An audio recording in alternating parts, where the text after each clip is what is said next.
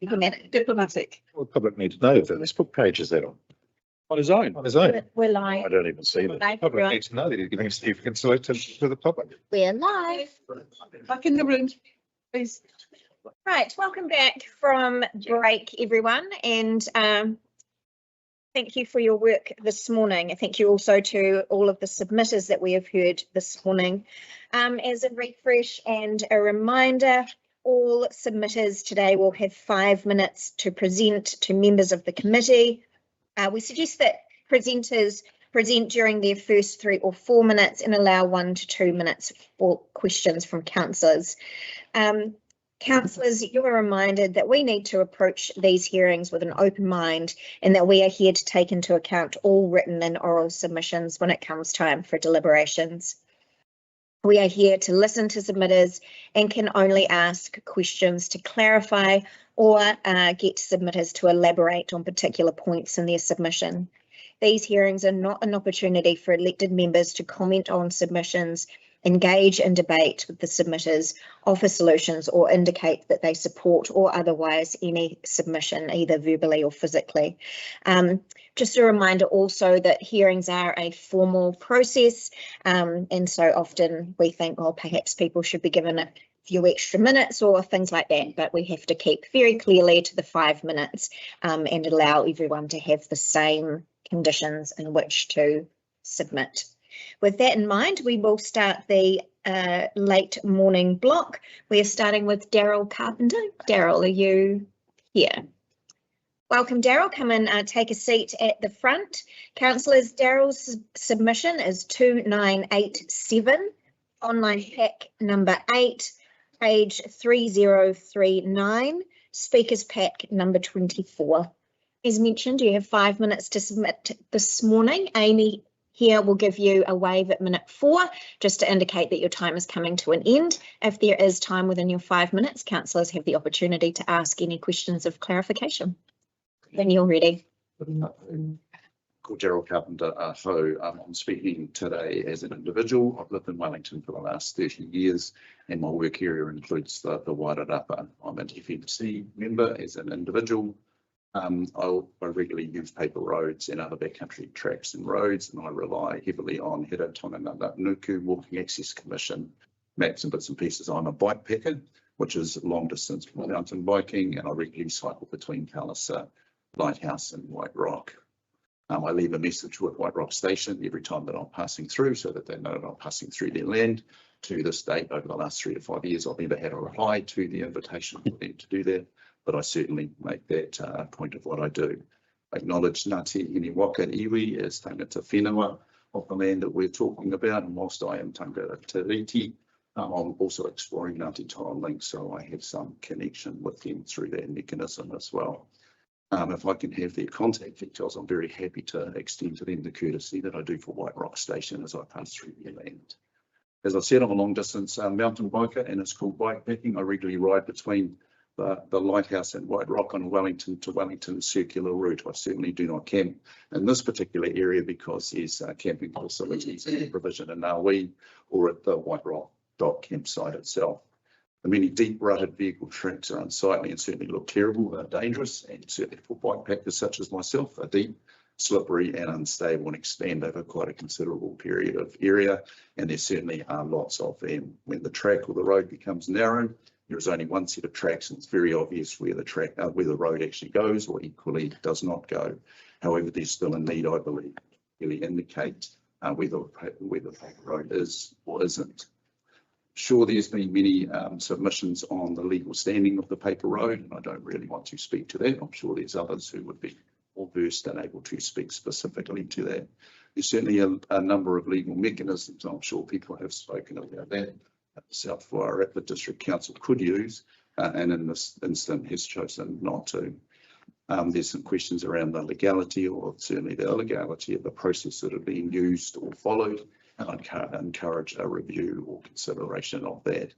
And then there's certainly some illegality around the proposal that's been suggested, and I'd also encourage the District Council to consider that as well.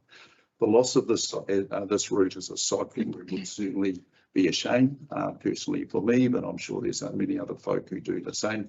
But it would also set, I believe, a dangerous precedent for other paper roads that may well be in a similar situation as in this particular case. I understand there's been a number of solutions that have been offered up, and some of those may well include certainly restricting motor vehicle access, but certainly retaining walking and in my case cycling. Clearly outline the road using markers or some other way to do that, because it is a little bit vague as to where the road is and equally isn't. Certainly to restrict illegal camping and fire lighting. However, maybe there's an opportunity to provide a dedicated campsite that's well known, well marked and on appropriate land. Certainly to install information boards that tell the story and the significant length of time that this land has been occupied by tangata whenua, and certainly to provide an opportunity for people such as myself with permissions, phone numbers or emails that we can communicate with Ngāti Hiniwaka or the White Rock Station, as I already do.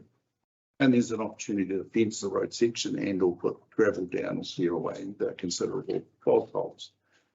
Question of the paper road and the iwi and whether paper roads are recognised or an appropriate mechanism across New Zealand. I'll leave that for others to debate and discuss that, but it may be something that you as a group of folk need to consider as well.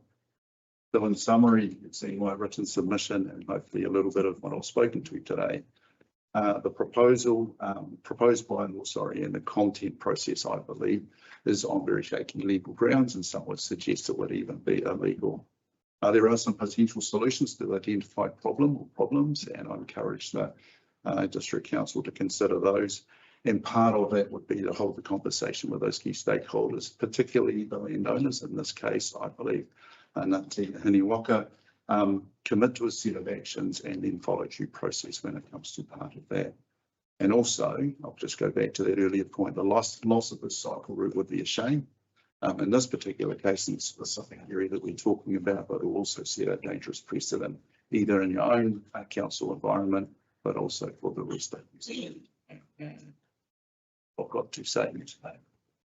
Fantastic. Your timing is impeccable. You have 5 seconds left within your time. So unfortunately, not enough time for questions, but always fantastic to hear a submission in full and not have to cut a person off. So thank you very much for your time today, Daryl.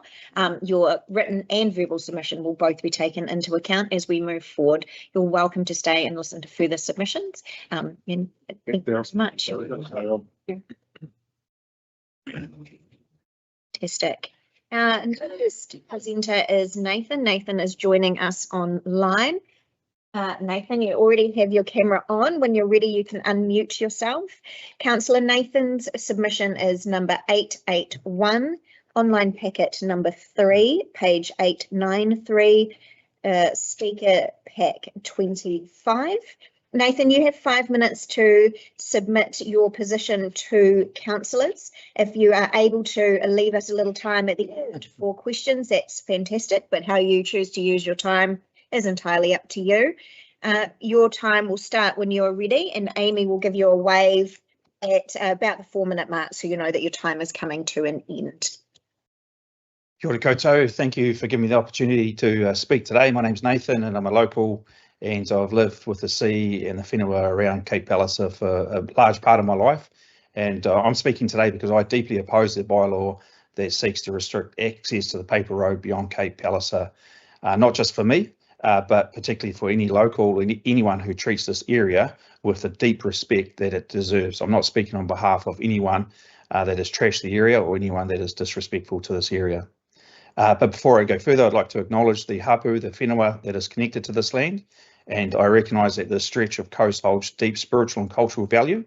And I understand that the Waihi Tapu and its ancestral past sites and significant places along this road. And I fully support protecting the taonga of this area. But this is where I personally get frustrated. This bylaw feels a little bit like it's built on a blunt force assumption that shutting the gate will fix the problem in this area. I don't believe it will. Many use the track, like myself, with motorbike to go hunting, to dive, and to go fishing. And we're not individuals that abuse this area. Rather, we take care of this area. Locals like myself aren't the problem. we're already kaitiaki in that our own quiet way by picking up the rubbish and by moving on individuals that are not respecting the area. And we take great pride in guiding visitors and friends to this wonderful part of Aotearoa. And we certainly I would see myself as an individual as boots on the ground and an ally as opposed to a target to the local hapu. Also, the council's approach to this situation for me personally seems a little bit back to front. There's obviously issues with trespassing onto this property, or environmental degradation, and of course there's been this cultural trampling. But why I would ask, why didn't the council start by working with the landowners, the hapu, to define the proper boundaries and protection zones? And listening to many of the comments yesterday, the hapu would be happy with that being done. Why not install a fence if relevant along that boundary, or at least markers and post-educational signage that has been mentioned before, that will certainly encourage and engage the community to share in the guardianship of this area. Instead, the proposal from the council, in my mind, to the straight closure is like cutting off a leg off.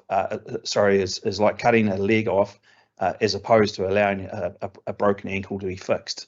It's lazy governance, and I feel that it's avoiding some of the harder work that needs to be done, and that is of collaboration. A paper road is a legal road, and it's public land, and the council doesn't have the right to take that away lightly. I'm not personally asking for the floodgates to be opened in this area. Rather, I'm asking for a balanced, systematic approach to healing and helping this area. That could include permits, particularly for locals or those that have a lot of interest in the area, with clear expectations and boundaries, and at a financial cost to the users. Maybe signage and markings in sensitive areas, or of course collaboration, at least with the mana whenua and the DOC, to protect this area. I believe that working groups of locals and hapu and agencies to oversee this area will be able to restore it, and everyone will be able to enjoy it.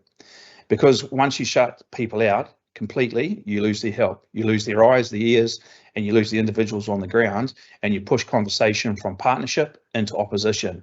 And I'm sure you realise that no one wins when that happens. Once locals feel they're being treated like intruders in their own area, or what they feel is their backyard, it's harder to bring them back to the table. And the people who actually shouldn't be there, the ones that have been ripping up the area, dumping rubbish, well, you're not going to stop them by locking the gate. They'll cut through the gate and go into that area anyway. So this is what I ask. Why alienate the very people who want to help? My plea is simple. Don't throw everyone under the bus to solve this problem that has been caused by a few. Don't make the respectful, quiet locals pay the price for a noisy few that have misused the land. Let's give everyone a chance. Let's fix the problem together, not from behind a counter desk, but on the ground, side by side with iwi, hapu, DOC, and the community. That's how the project will be protected long term, and that's how we'll keep this legacy of this amazing area alive forever. Ngā mihi nui. Thank you. Fantastic. Thank you very much for that, Nathan. Like the presenter before you, your timing is fabulous. You finished pretty much bang on your 5 minutes. So it was fantastic to hear your submission in full. There is no time for questions of clarification, but you have given us much to think about both in your verbal and written submission, which will all be considered as we move forward towards deliberation. So I thank you for your time. You are most welcome to stay online and continue listening to submissions this morning or even into this afternoon. We just ask that you please turn off your camera and mute your microphone again. Thank you, Nathan. Thanks, Very Raj. well spoken. Paul, do we have Paul Shanks with us this morning? No. John Middleton? Welcome, John. Councillors, John's submission is 3140, online packet 9, number 3215, or speakers pack 28. Welcome, John. Thank you for being with us today. Your time starts when you're ready, and as before, Amy will give you a wave at 4 minutes. Yeah, pretty hard act to follow that last one, but anyway, my name's John Middleton. I had been going out to Cape Palace all my life. I'm 65. I owned the last batch before the lighthouse. My grandfather built that in 1947. So one thing he used to say to me is respect the land, respect who owns the land, and always do that. And it's always stuck with me. So I'm pretty passionate about that, and it's really annoyed me what's happened around there. And it's been happening for the last 25, 30 years, ever since the paper roads stopped being maintained. I used to drive around to Cod Rock. It's about 1 kilometre from the gate to Cod Rock in my Ford Anglia. Now you can't get around there hardly at all, but I go around on my quad and I keep to the road. The problem is the four-wheel drives. We all know that. So how do we stop it? And Nathan touched on a whole lot of stuff, which I agree with. The paper road, the Lothans have all banded together. I don't know if you guys know all the couple. We got one at the back here, Tap, and Trevor Hawkins, Nigel Crosby, they're local contractors who are willing to get in there, reinstate the paper road, and us as locals help and maintain it, and also to try and help the landowners by trying restoring, like rip and remake the land and plant it if need be and seed it. Now's the time to do it, actually. I think with the collaboration of everyone working together, the landowners, the locals and the council, a lot can be achieved. If you close the gate, that's it. It's going to create division. And for me, I don't personally, whatever happens, happens. But I think for the people in the younger generation that want to go around there and enjoy it, I go around there sometimes just for a walk and just love it. I just love sitting around there. I like to dive. That's about all I go around there for as well. And another thing, if you close that gate, it's going to put pressure on the local fishing, recreational fishing back further. A lot of people go around there to get a few paras and crayfish, but now they're going to be back in Narwee, overpopulating that and in front of my batch and all that sort of stuff, which is okay, but it's just putting pressure on the local fishery as well. But I just think it's the jewel of the Wairarapa, and I think we should work together, all of us, to make this a better place around there. What I've seen it for the last 20 years. I wrote to the council 20 years ago about the road. I said, you've got to maintain it. That's getting worse up on the landowner's side. It's getting worse, and now it's just a quagmire and it's dangerous. So I think we need to do that, but not take away what we love, part of this beautiful country. The paper road, I believe, is technically 20 metres width. So there are a couple of areas where there's erosion, but that can be brought back a few metres. And if really, I know Fred around there is quite willing to put in some of the eco reef to try and stop that erosion as well, if need be, but or just rip rap. Yeah, that's about it, really. Yeah,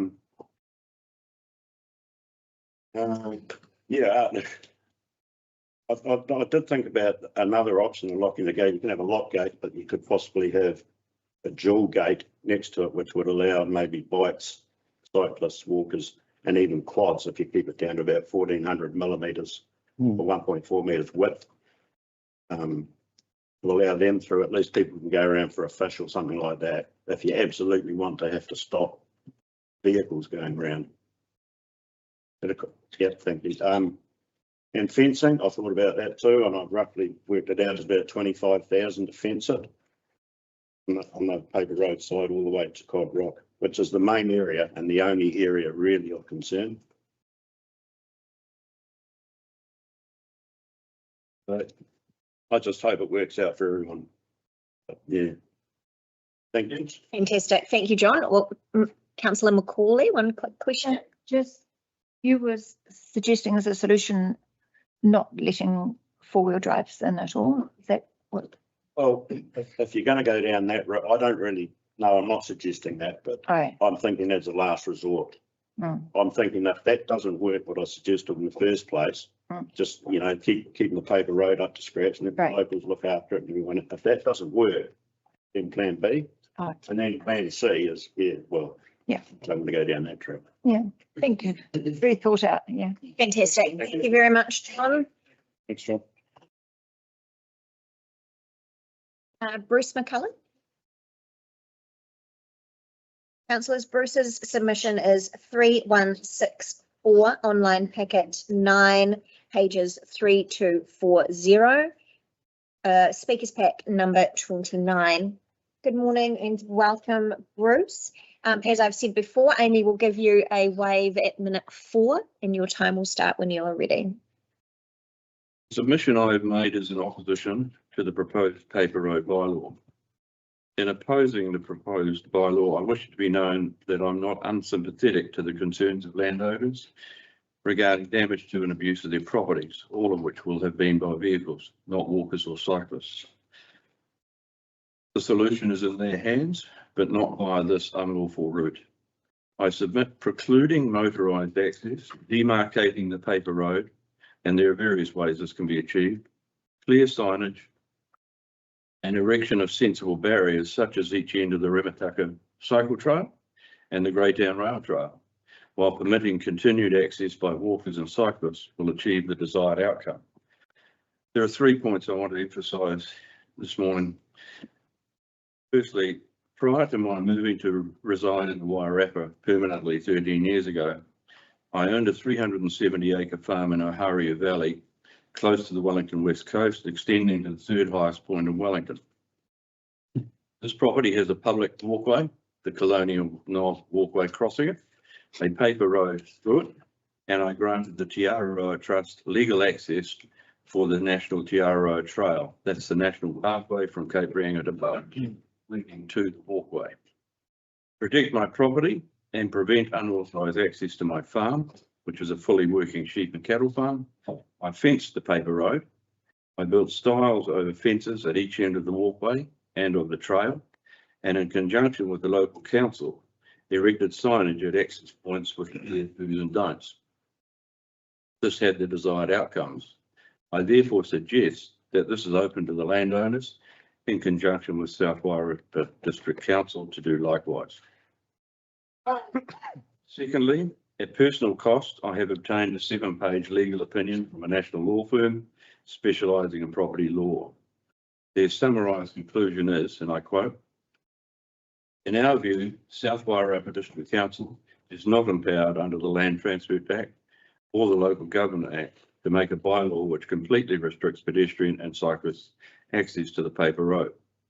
For that reason, we think that the proposed bylaw would be ultra vires, unlawful, were it to be passed in its current form. South Wairarapa District Council can potentially cure this by removing the prohibition on pedestrian and cyclist access to the paper road," unquote.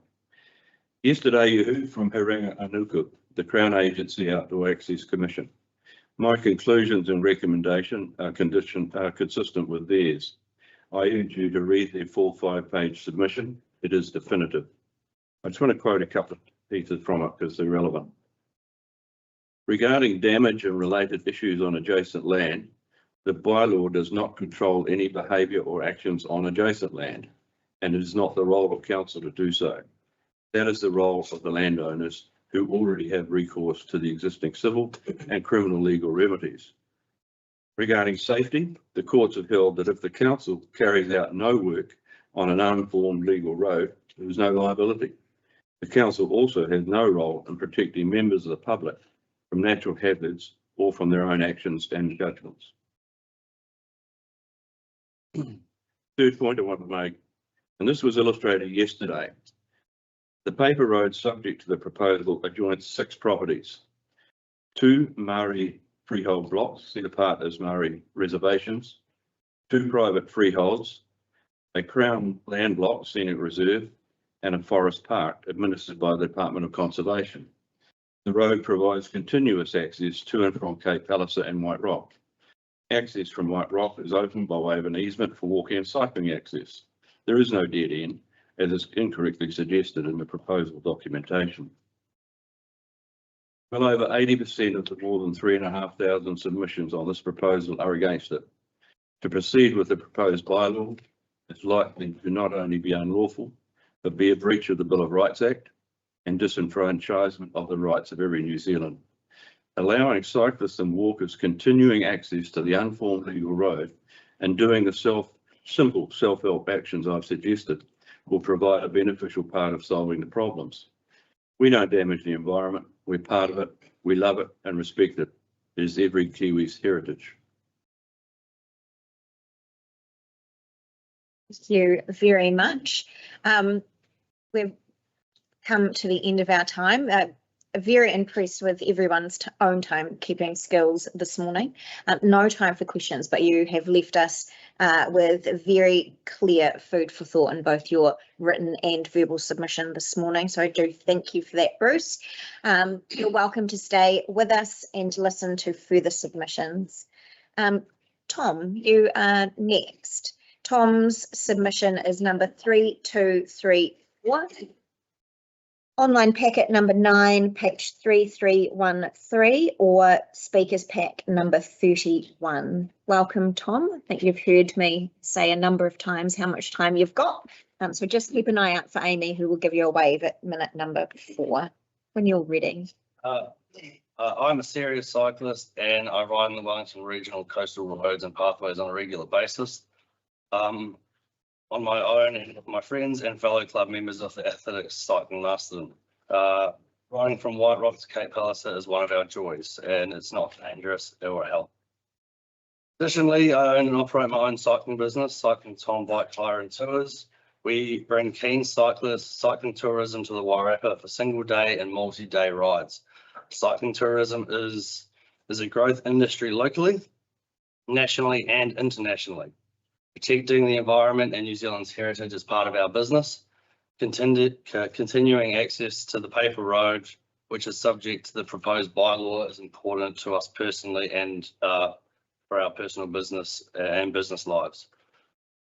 It will also bring economic benefit to local businesses who work alongside with us. Rather than banning us from the access, make us part of the solution. We don't damage the paper road or the adjacent land. Cyclists and walkers don't do wheelies, donuts, or cause deep ruts. We actually do not like going through them at all. By all means, exclude motor vehicles, but not pedestrians and cyclists. Show us the boundaries on the paper road and we will respect them. Put signs up and we will respect them and let us help protect the boundaries where and when we can. I oppose the proposed bylaw, but I would like to see the South Wairarapa District Council and landowners be part of the regeneration of the environment. Let me tell the natural and heritage stories of the land, so the landowners and ancestors and the history of the land to the people that ride through there with me. And this coastline is a natural beauty and it needs to be shared. Yeah, thank you, Tom. Tom? When you bring cycling tours through, can I get an indication of like how many people would you be bringing through at a time? Last time we did it would have been a month or so ago, maybe just over a month, and there was 8 of us. 8, so relatively small. It's never been more than 10. 8 to 10. Thank you. Any other questions? Thank you, Councillor Ellis. Thank you. And how do you arrange access to go through at the northern end of Ngāpuatiki? Or Like, out of White Rock? Out of Locked. Currently locked. Yeah, it's just through the owner of the White Rock station. Yeah. Thank you. Any other questions for Tom? No. Thank you very much, Tom. As I've mentioned, both your written and verbal submission will be taken into consideration as we move to deliberations, and we thank you for your time this morning. Brent. Councillors, Brent's submission is 3235, online packet number 9, page 3314, speakers pack number 32. Brent, you have 5 minutes, as I have mentioned, and Amy will give you a wave at minute number 4, so just try and keep an eye out for that if you can. Yeah, I'm Brett Cap. Fourth generation person in my family to have the privilege to call Cape Palliser my second home. Practically grew up out there and I wasn't living in the Hutt Valley. We were out there most weekends, school holidays, Christmas, Easter. That's where we went for my whole childhood. I was 6 weeks old, the first time I went past the lighthouse, headed to the family batch that my grandfather had built. We were the last of the batches before the stone wall.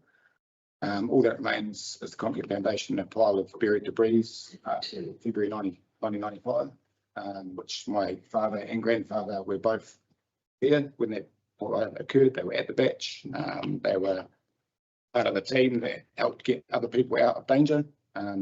So my family history around that part of the coast is very strong, goes back a long way, and it's very deep. I was a very strong place of personal significance for me. I struggled to write my submission, and I'm not a very good public speaker. I've done pretty much everything you can imagine around that coastline. I've slept under the stars, I've fished, I've dived, I've taken friends, family, people around there forever.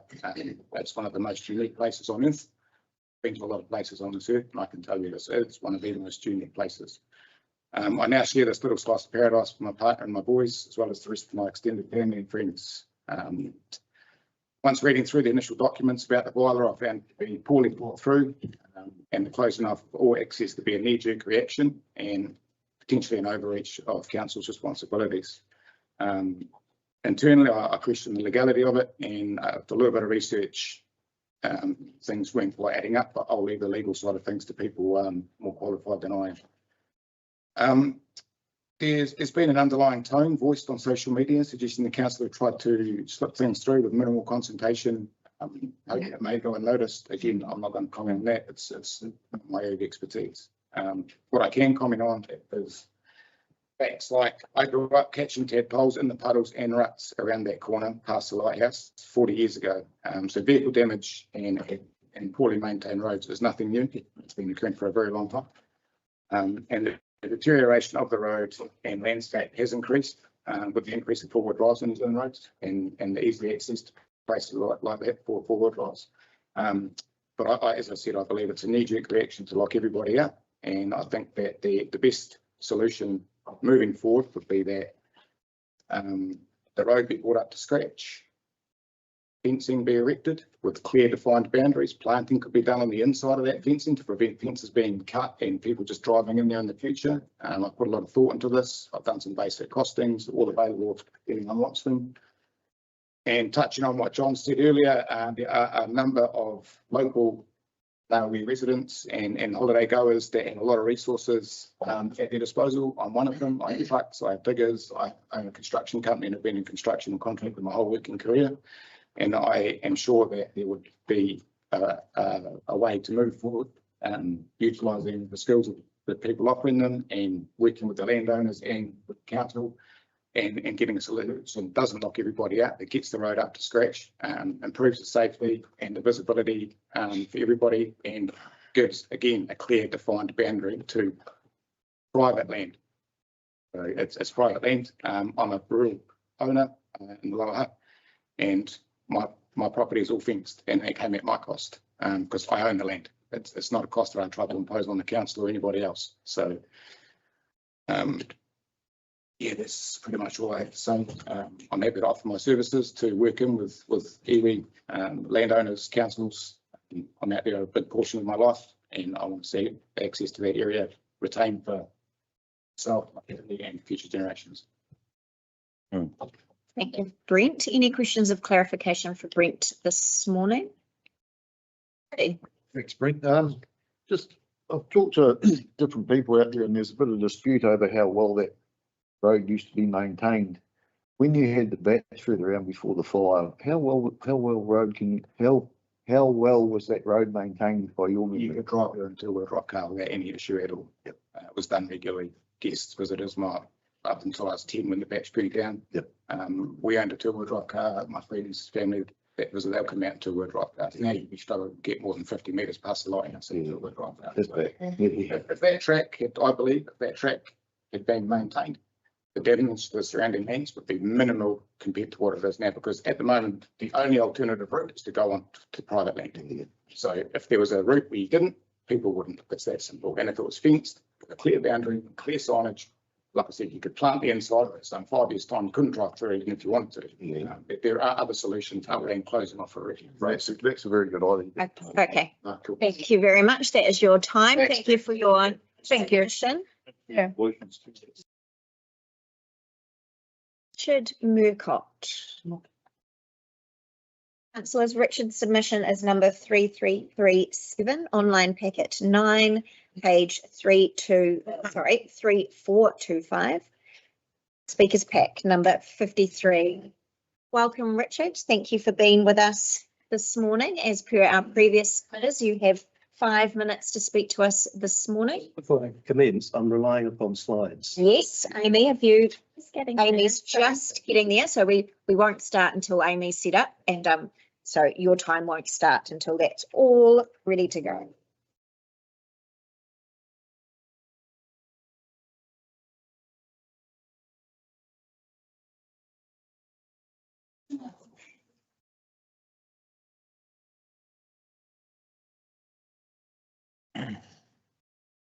Is your one ready, Richard? You're ready. All right, councillors, slide number 1 is what I was focus on. I'm a land information specialist by profession and a recreational explorer by motorcycle of New Zealand's remote legal roads, formed and unformed. This district offers some fine examples, routes that connect people to place, history, and nature, which I'm very passionate about as a life member of the QE2 National Trust and a covenant of open spaces. I'm going to focus on one aspect of my written submission through these slides. The proposed bylaw restricting passage along part of the East Coast legal road is premature and procedurally flawed. And why? Because the council hasn't yet provided the basics. 1, no official signage. 2, no clarity on the legal status of the road when you're standing there. No guidance on the preferred route or expected conduct. This is a very vague sign. Between the lighthouse and the Waitatuna stream lies nearly 6 hectares of legal road. That's public land that enables access to the Stonewall Scenic Reserve and provides legal frontage for the adjacent titles. So this isn't just a scenic route, it's a legal corridor. All communication here creates confusion and it undermines the very rules we want people to follow. It also places undue pressure on enforcement without first fulfilling the council's duty to inform. Good governance demands clarity before control. And procedural fairness demands transparency before restriction. I urge you to pause the extraordinary bylaw proposal and focus on properly informing the public and guiding us. Let's get the basics right.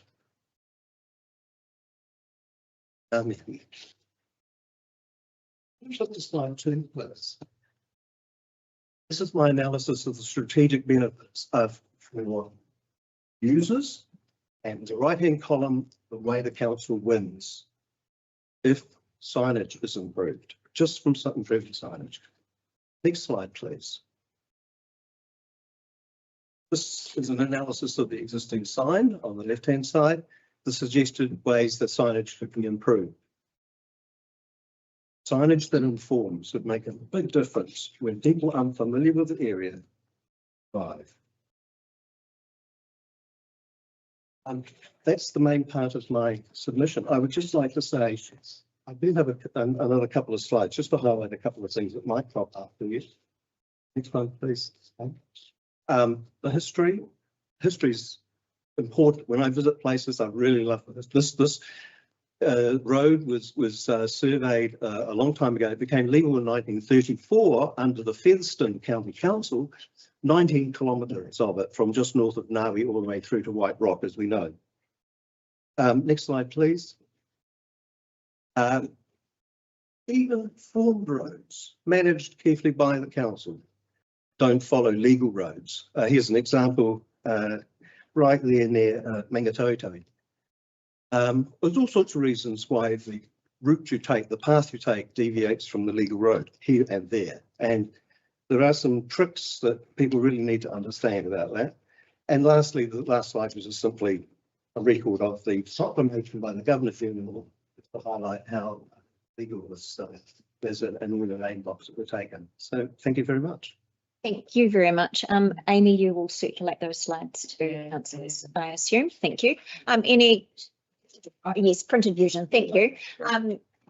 Any final questions for Richard this morning, please? Oh, that was very good, Richard. Thank you very much, Richard. Thank you both for your presentation this morning, your slides and your written submission. Much appreciated.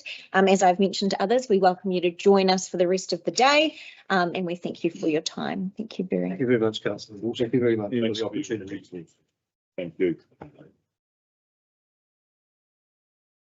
Final submitter for the morning is Michelle Rush. Michelle, I don't think Michelle is here. No. That will take us to lunch. We will break for 1 hour. We will start back at 1 o'clock. And yes, we will continue hearings then at 1 o'clock. I do hope that some of you will be able to join us to continue watching and understanding as we progress through the day. So thank you for your time this morning.